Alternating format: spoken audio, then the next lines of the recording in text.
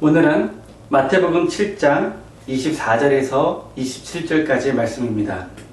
그러므로 누구든지 나의 이 말을 듣고 행하는 자는 그 집을 반석 위에 지은 지혜로운 사람과 같으리니 비가 내리고 창수가 나고 바람이 불어 그 집에 부딪히되 무너지지 아니하나니 이는 주추를 반석 위에 놓은 까닭이요 나의 이 말을 듣고 행하지 아니하는 자는 그 집을 모래 위에 지은 어리석은 사람과 같으리니 비가 내리고 창수가 나고 바람이 불어 그 집에 부딪힘에 무너져 그 무너짐이 심하리라.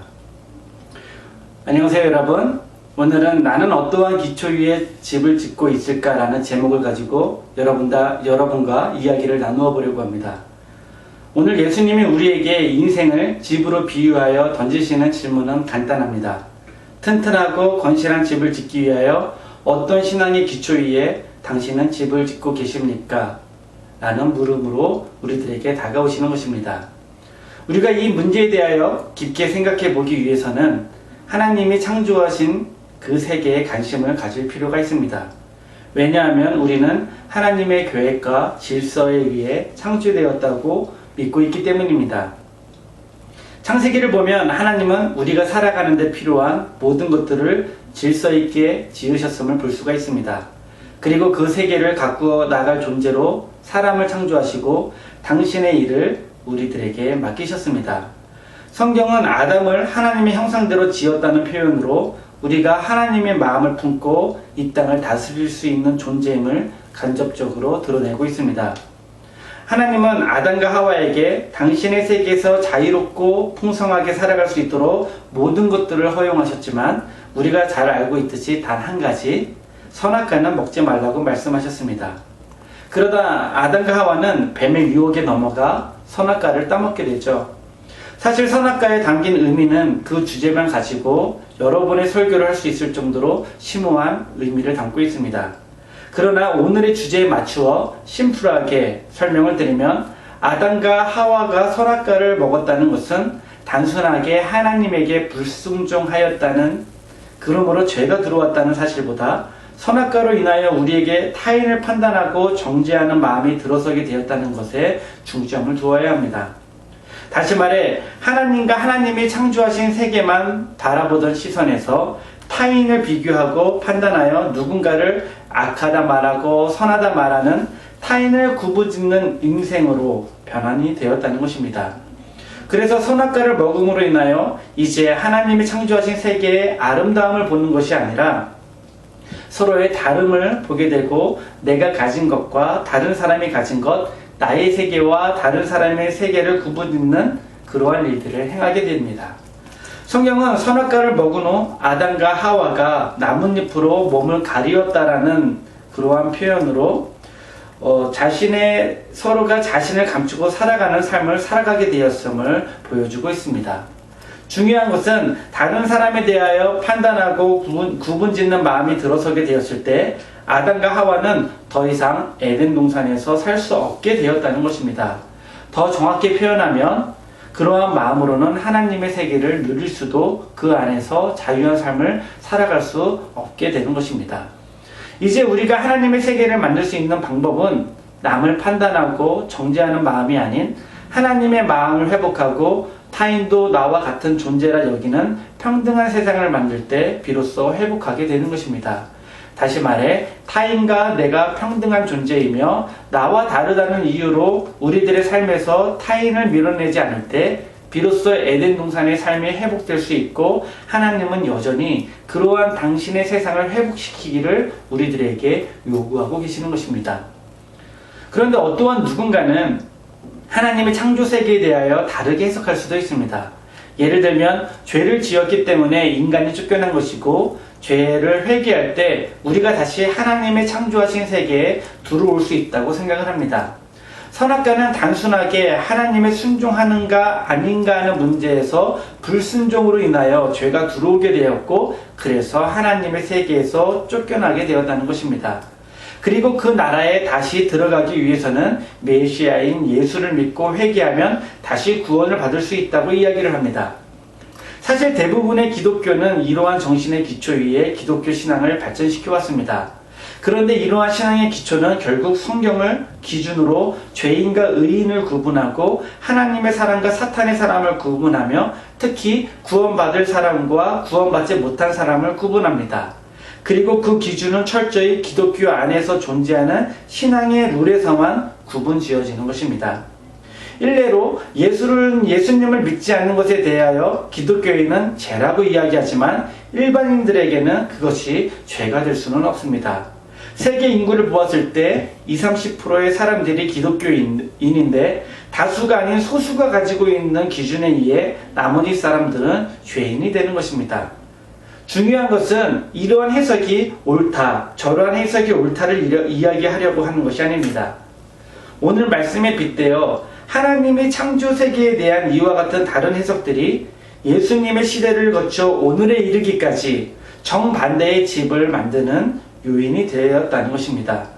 그리고 서로 다른 기초의 신앙이 결국 어떠한 삶을 만들게 되는지 오늘 말씀을 통해 여러분과 찾아보려고 하는 것입니다. 먼저 오늘 본문으로 돌아가 예수님의 이야기를 하나님의 창조 세계 이야기와 연결시켜 보도록 하겠습니다.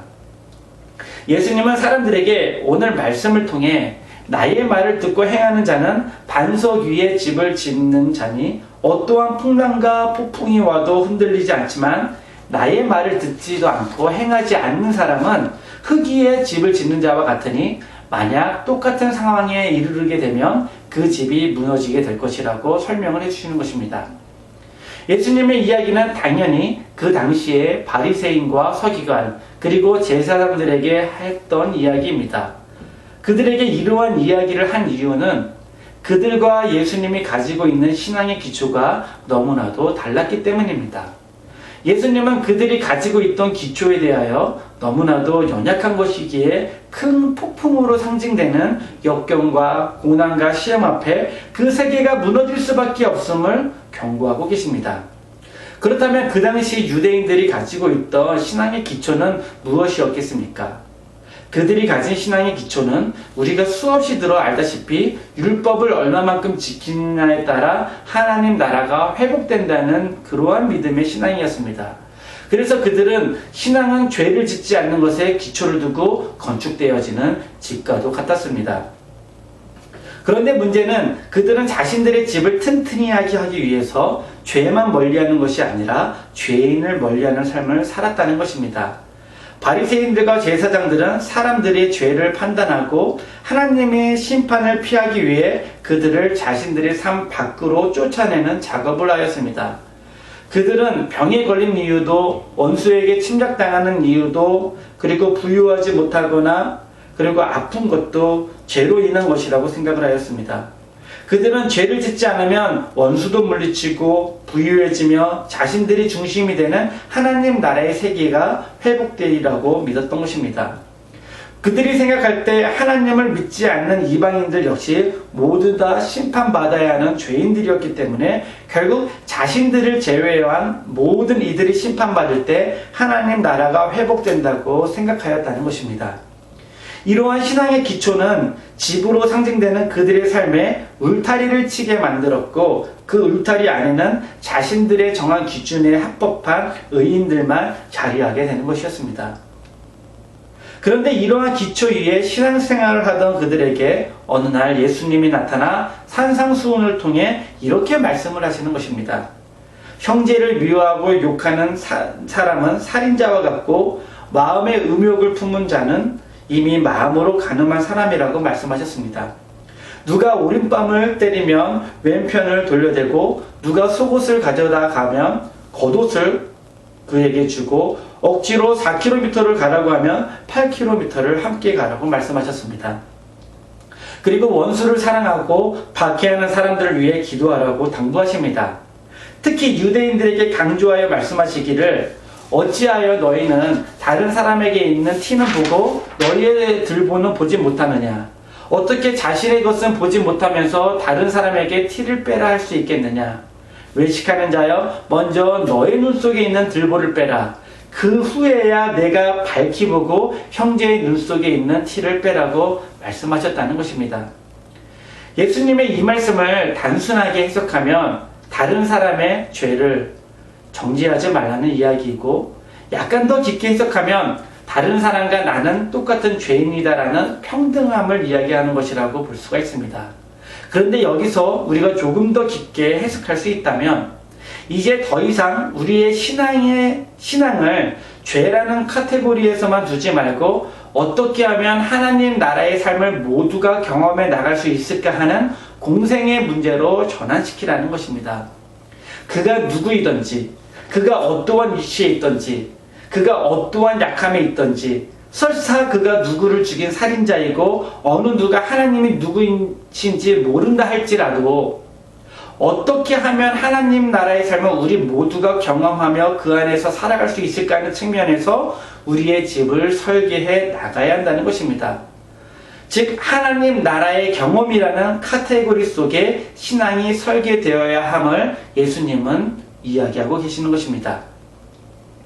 유대인들은 자신들이 가지고 있는 신앙의 기초로 인하여 그 당시에 죄인이라고 불렸던, 사실상 죄인이라고 할 수 없던 병자들, 과부들, 고아들을 자신들의 삶 밖으로 몰아내었습니다. 그것이 하나님 나라를 다시 회복하는 일이라고 믿었다는 것입니다. 그런데 예수님은 하나님의 세계는 죄인과 나를 구분짓는 것이 아니라 남을 판단하고 구분을 짓는 그런 행위가 결국 하나님 나라와 반대되는 일이라는 것을 드러내고 계십니다. 그리고 이제 우리가 어떻게 하나님 나라를 회복해야 하는지 알려주시는데 그것은 앞서 말한 선악과의 이야기를 관통하고 있는 것입니다. 다른 이들이 옳다, 옳지 않다, 선하다, 선하지 않다 판단하지 말라. 타인을 보지 말고 내가 지은 세계의 풍성함을 보고 누려라. 너희는 나와 나의 아버지 세계를 보고 다른 사람에게는 그저 용서와 관용과 사랑과 이해로 살아가라. 어떻게 그들을 품고 함께 하나님을 경험하며 살아갈 수 있을까를 고민하는 기도와 신앙을 가져라. 그것이 곧 에덴 동산의 삶이었고 에덴 동산의 정신이었음을 예수님은 이야기하고 있는 것입니다. 한마디로 하나님을 경험하는 삶에 초점을 두고 기초를 쌓으라는 것이죠. 이렇듯 같은 하나님 나라에 대하여 이야기하고 있지만 한쪽은 자신들 외에 다른 이들을 하나님의 세계로부터 밀어내고 있고 한쪽은 그가 누구이든지 당신의 세계로 끌어들여서 하나님을 경험하게 만든다는 것입니다. 서로 다른 신앙의 기초가 완전히 다른 방향의 삶을 지향하게 만들었던 것이죠. 요즘 한국에서 이슈가 되는 것 중에 하나가 차별금지법입니다. 그런데 유독 차별금지법에 보수 기독교의 반대가 많이 있습니다. 반대를 하는 여러 가지 이유가 있지만 그 중에 가장 큰 이유는 기독교의 가치관으로 동성애가 죄이기 때문에 죄를 합법화할 수 없다는 것입니다. 더 나아가 꼭 동성애가 죄라는 이유로 반대하는 것이 아닌 소수만이 가지고 있는 다른 이들과 다수와 다른 가치관으로 인해 여러 가지 사회 문제가 생겨날 수 있기에 근본적으로 그 법을 통과시켜서는 안 된다고 이야기를 하고 있습니다. 그런데 사실 세계적으로 우리 기독교는 다수가 아닌 소수 쪽에 있는 사람들입니다. 그리고 우리는 우리들만의 독특한 가치관을 가지고 살아갑니다. 여기서 우리가 눈여겨보아야 할 것은 우리 또한 기독교가 가지고 있는 특별한 가치관으로 인하여 때로는 여러 가지의 사회 문제를 일으킬 때가 많다는 것입니다. 교회의 터를 모든 시민이 공공으로 사용해야 하는 공간에 지어 시민들의 불편을 초래하고 휴가가 올 것이라는 이야기를 퍼뜨려 사회를 혼란 속에 넣기도 했습니다. 불법적인 집회를 일으키며 그것을 막는 공권력의 폭력으로 대응하기도 하고 종교적 활동을 핑계로 서민들의 재산과 노동력을 착취하기도 했습니다. 얼마 전에는 사회적 거리를 유지해달라는 권고에도 불구하고 이기적인 종교적 행위를 가지다가 코로나 확진자를 퍼뜨리기도 하였습니다. 이것은 곧 동성애를 합법화하면 여러 가지 사회 문제를 일으켜 합법화하면 안 된다는 전제 가운데 우리의 기독교도 이러한 동등한 위치 앞에 자유로울 수 없다는 것입니다. 다시 말해 차별금지법을 반대하는 동일한 이유로 기독교 역시 합법적으로 인정받을 수 없는 종교가 되어야 한다는 것입니다. 결국 예수님이 말씀하신 것처럼 잘못된 신앙의 기초 위에 세워진 교회는 이러한 잣대 앞에 함께 무너질 수밖에 없고, 예수님은 그것에 대하여 모래 위에 지은 집과 같다고 말씀하신 것입니다.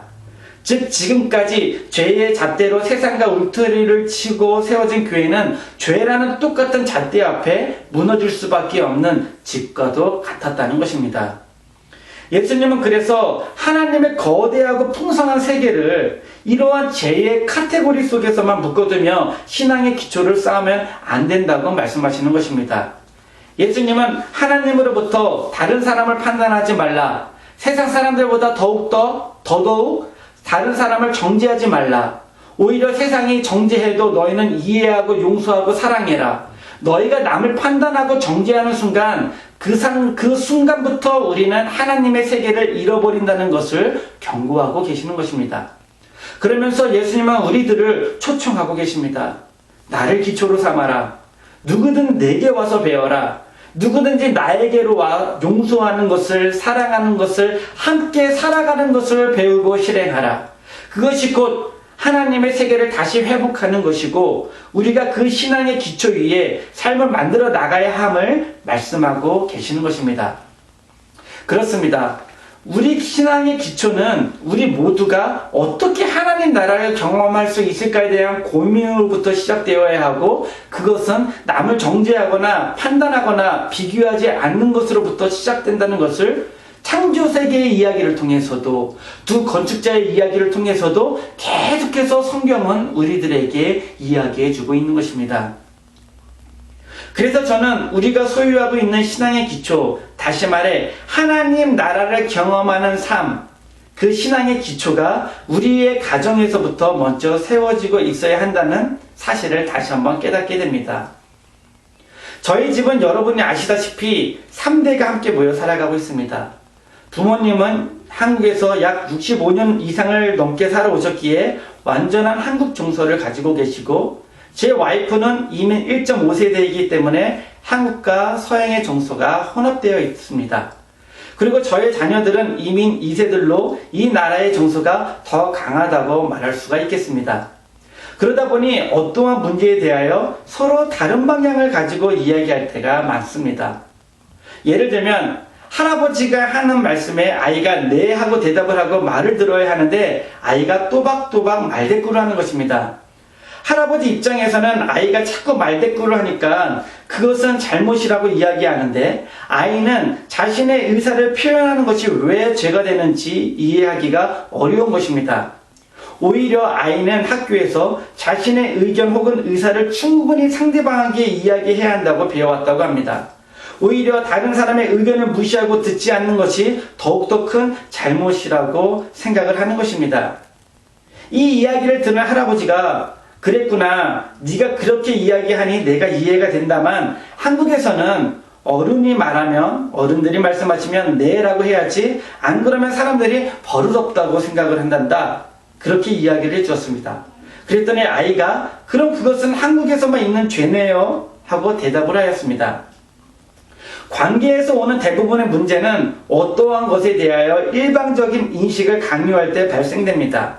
다시 말해 한국에서만 있는 룰, 기독교에서만 있는 룰을 적용시켜 다른 사람들에게 죄라고 일반적인 잣대로 다른 사람을 판단하는 것이 가장 큰 문제를 만드는 것입니다. 저희 3대가 처음 함께 살 때 이러한 가치관의 충돌의 문제가 자주 반복되었습니다. 여러 가지의 상황 가운데 네가 잘못이다, 아니 아버지 어머니가 잘못하신 거다 등등 서로가 서로의 잘못을 가려내려고 하였습니다. 그러다 보니 문제는 점점 해결이 안 되고 서로가 각자의 방안에서 나오지를 않는 것입니다. 집이라는 것이 함께 살아가기 위하여 지어지는 것인데, 서로의 방안에서 나오지 않는다는 것은 곧 집의 의미가 무너짐을 이야기하는 것입니다. 다시 말해 서로가 네가 잘못이다, 네가 틀렸다라는 생각이 우리가 세우려고 하는 집을 흔들어 놓고 있었다는 것입니다. 저희는 몇 번의 시행착오 끝에 집의 기초부터 다시 잡아야겠다고 생각을 했습니다. 함께 살아가는데 불편한 부분이 생기면 그것에 대해서 각자 기도한 후 가정예배 때 그때의 이야기를 나누기로 했습니다. 그런데 예배를 드리고 나면 이상하게 서로에 대한 감사 고백부터 하게 되는 것이었습니다. 서로의 잘못보다 함께해서 감사한 것들을 서로 이야기하자 함께해서 유익한 것이 참으로 많다는 것을 우리가 서로 깨닫게 되고, 그 순간 서로 다름에서 오는 불편함은 충분히 감수할 수 있는 일이 되어버린 것입니다. 그렇게 살아가며 슬픈 일도 함께 이겨내고 기쁜 일도 함께 나누게 되니까 집이 곧 가장 풍성한 곳이구나라는 사실을 깨닫게 되었던 것입니다. 우리가 만드는 집에는 희노애락의 감정을 모두 만끽할 수 있는 풍성함과 어떠한 풍랑과 폭풍 속에서 무너지지 않는 힘이 있는데, 이것을 그리스도라는 반석 위에 기초를 세울 때 그것이 더욱더 튼튼해지는 것입니다. 그 힘을 발견할 때 우리는 우리가 가지고 있는 것에 더욱더 집중을 할 수 있게 되는 것이죠.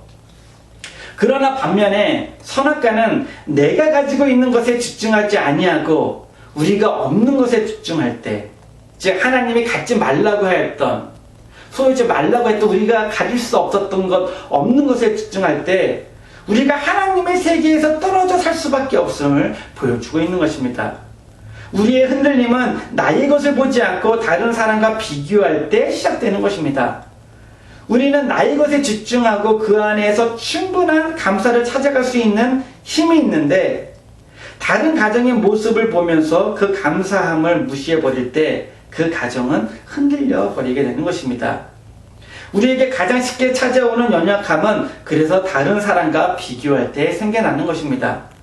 다른 사람의 삶과 나의 삶을 비교하기 시작할 때, 다시 말해 선악과를 먹게 될 때 하나님의 세계는 깨질 수밖에 없음을 오늘 성경은 우리들에게 가르쳐주고 있습니다. 그리고 우리는 내 안에 가진 것만으로 충분히 평안과 감사함을 누리고 살아갈 수 있는 존재임을 성경은 우리들로 하여금 다시 한번 깨닫기 원하고 있습니다. 오늘 예수님은 우리들에게 말씀해 주십니다. 어떠한 신앙의 정신이든지 그 기초 위에 집을 지을 수 있다고 말입니다.